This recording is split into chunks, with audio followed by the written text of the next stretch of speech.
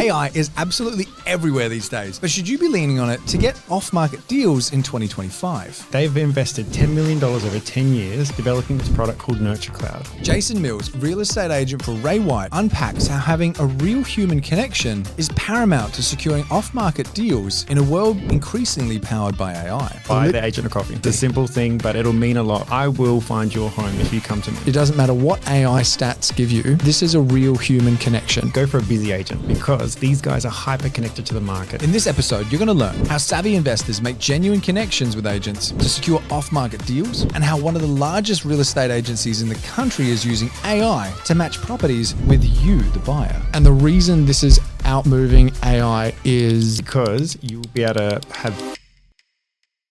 some of the most successful property investors we've ever had on this show have got to where they are because they've mastered the skills of purchasing off market. In a fast-paced, AI-powered world we now live in, it's never been more important to understand how to balance human connection and AI to secure those off-market deals. My name's Todd Sloan. This is the Pizza and Property Podcast. This episode's powered by InvestorKit, Suburbs Finder, and PDN. Find out more about our awesome show sponsors that make the episodes possible in the links below. But right now, let's jump into my chat with Jason Mills. Jason Mills, how you going, man? Hey, Todd.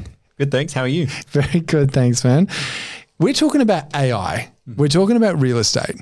I don't quite fully grasp yet how this is going to actually come together. So I'm actually really eager to see how this episode unfolds. But it's about beating AI off market. Mm-hmm.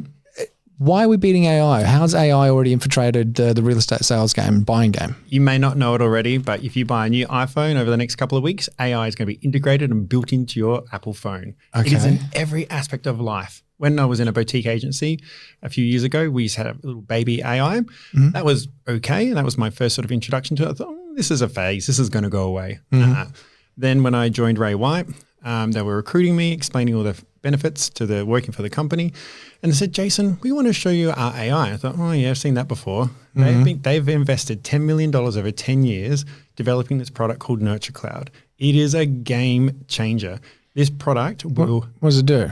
It'll help profile you as a buyer and help me match you to properties at ease. It's so easy. I can do it on my phone right now. Right. Okay. So a lot of the legwork, the back and forth, the conversation is being basically taken out of the mix. And it's like, it's not just blasting every property to everyone. It's like, hey, these properties will fit these people. Go. Correct. So my opinion is this AI thing, it's not going away. It's here to stay. Uh-huh. And it's going to standardize your engagement with real estate agents, right?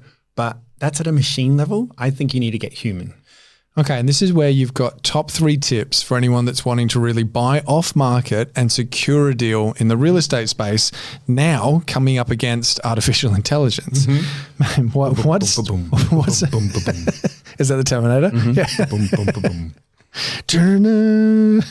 Anyway, what's number 1 on the list? Number 1 is get more human. And what I mean by that is when you make a phone call, ask if it's a good time to talk. Busy agents are busy, right? My personal opinion is try and catch a busy agent between 8 and 9 o'clock before their day starts with appointments and actually say, hey, I know it's a little early, sorry, but now is a good time to talk. I'm a genuine buyer, interstate, and I've got money to spend. I'd love to spend it with you. Why 8, 9 o'clock?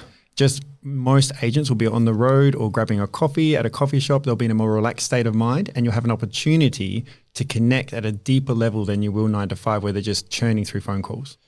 So how many phone calls are you and your team making on a daily basis? We are tasked to make over 1,000 calls a week. 1,000, right. Okay. So this is why standing out is so important because 1,000 calls a week, you're in the abyss. Yep. Like seriously, I sometimes forget my mum called half a day earlier. Okay. So if you're calling in the morning, you're targeting to get on the phone with an agent between like 8 and 9 a.m. Yep. Interrupt them getting their morning coffee, but we're being pretty quick about it. How's this call going? We're being really quick. It's about a 2 to 3 minute phone call, right? And then you're going to get smart. You're not going to ask them. You're going to text them and email them saying, hey, this is John Doe from Sydney. We just spoke while we were having your coffee this morning. It was really nice to connect with you, Jason. Here's my budget. Here's my criteria. And here's what I'm looking for. Look forward to chatting to you soon. How many times are you doing this, or how many times is someone doing this to you? Because you speak to dozens of BAs every week. Yes. How many times is it needing to be done before you're like, oh yeah, I remember you, John? I reckon it's going to be about 4 or 5 points of contact, and ideally within a week. Okay, 4 or 5 points of contact in 1 week. Because that shows me that you're active as well. You're not just a blip on the radar, that you're here to stay until you buy product in the market. So you're calling almost every day or being called like being email, text, some sort of engagement, going to an open inspection. Yep. Okay. So don't actually just call an agent every single day. No. It's about varying the points of contact, but keeping the contact consistent. Yep. Okay. And the reason this is outmoving AI is because you'll be able to have better opportunities, because sometimes that real estate agent will lead you to an opportunity that you didn't know you wanted. All right, so as far as the takeaway is concerned, make sure you're doing multiple points of contact between that kind of 8 and 9 a.m. Call, text, email. And why is this going to outwork AI? So what will happen is if I get a multiple contacts from you, I'm going to save you into my mobile phone. And when I save you into my mobile phone, I'm excited when you call, because you're not an unknown number. You're not a telemarketing scam from overseas. You're a hot buyer, and I'll actually save it as hot buyer, John, Sydney, budget $560,000. Okay. And so then that way it moves from 1,000 phone calls a week in the abyss to, hey, John. Hey, John, have you bought something yet? No, great. Let's chat. Gotcha. Now, John's coming top of mind when you go to list something. And creating off-market opportunities. So sometimes I might be in an appraisal and the client's going through a death, divorce, separation, whatever their story is. They don't want a public market. They just want to do something on the off-market. And I was like, do you know what? There's this guy, John. He's actually been following me up for a couple of weeks now. He's really keen to buy in this area. I think we should create an opportunity for him. John's getting all the opportunities. Okay. What's the next one off the list, mate? My personal opinion is go for a busy agent, someone that's selling at least 50 properties a year. Why? Because these guys are hyper connected to the market. So typically I'll do around 120 to 150 appraisals a year. Not all of them want to sell publicly. Some of them will just say, look, Jace, if you bring a particular buyer at this price point, I will sell. I'm not going to give you an agency now, but if you knock on my door and say, hey, I've got John from Sydney, he's got $560,000 to spend. Will you sell? Yes, I will. Okay. So again, John's getting the opportunity here because he's top of mind. It sounds like he's potentially even going to view something that's not even like under agency yet, but then what you would then put that under an agency agreement because of connecting the dots? Correct. I would sell about 20 properties a year off market, Todd. And that's huge. That's like probably 1 in 4 of my deals are done off market. So talk to me about a buyer's list then, because it's what I'm kind of hearing now is it's kind of the AI buyer list versus the agent buyer list. The AI list is about 20,000 deep. My buyer list is probably about 10 to 20 people strong in my mind that I know their story, their situation, their budget, where they're looking, what's going on. If I just say, who's the most memorable person on your buyer list now? What's the first name that pops to mind? Funnily enough, John. Is it really? Okay, so you're literally working with a buyer called John right now? Yes. Okay, and how long have you been talking to this John, actual John, for? At Sydney, about 3 months. 3 months. Yep. Okay. And so John has been pretty consistent with following you up. Yep. And multiple offers. We've been trying to shop him around to different products to get him, and we will. Like, I will get John a product. I'm determined. I'm committed to getting John a home now. Why?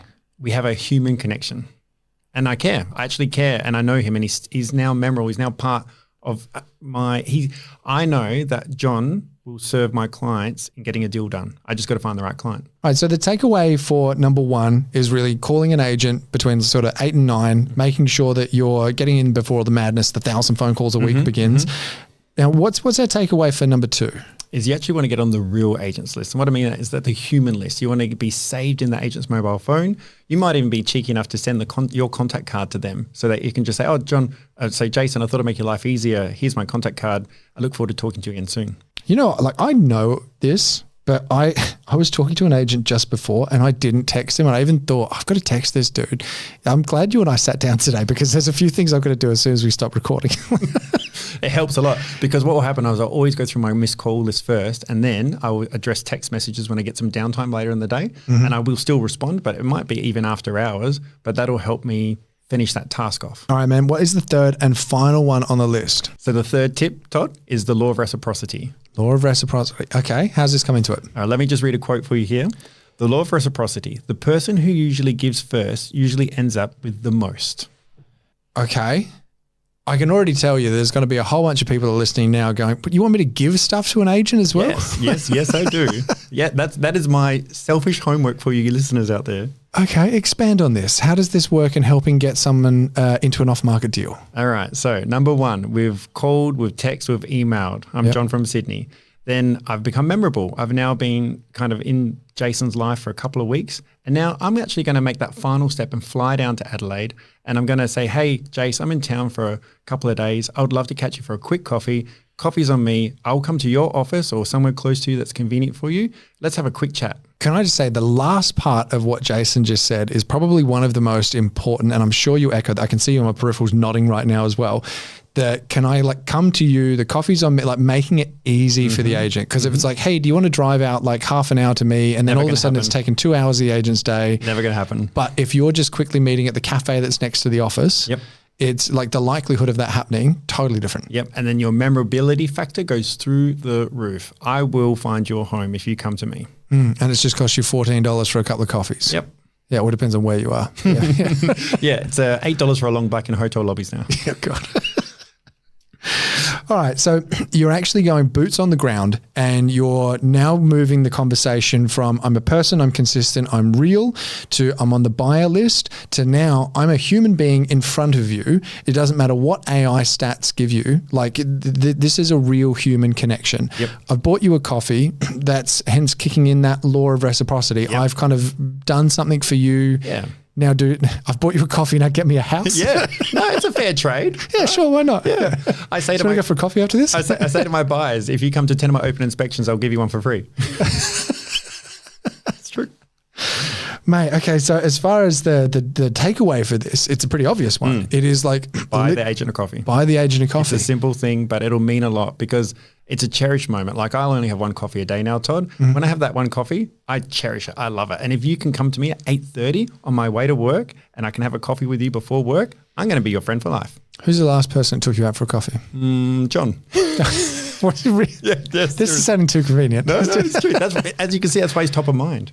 Okay, so John actually flew down from Adelaide and took you out for a coffee. Yes. Okay, and how often do you actually see people do this? Because I think Rarely. This is why I wanted to bring it to your attention, is that I've only had 4 or 5 people ever make the effort to meet me. Okay, so this is the huge strength in what Jason's saying, is that if you're actually going to be in a pool of 1,000 calls a week, good luck. If you're going to be a pool of 3 to 4 in a lifetime, you are getting remembered. You are getting in front of the deal. Yep. And so one of these buyers has actually brought multiple properties from me now, and they've paid fair price, but off market opportunity where my clients just said, Jace, I want this, and John's got that, done, match made. I'm interested to see how many coffees you get bought for you after this episode goes through, mate.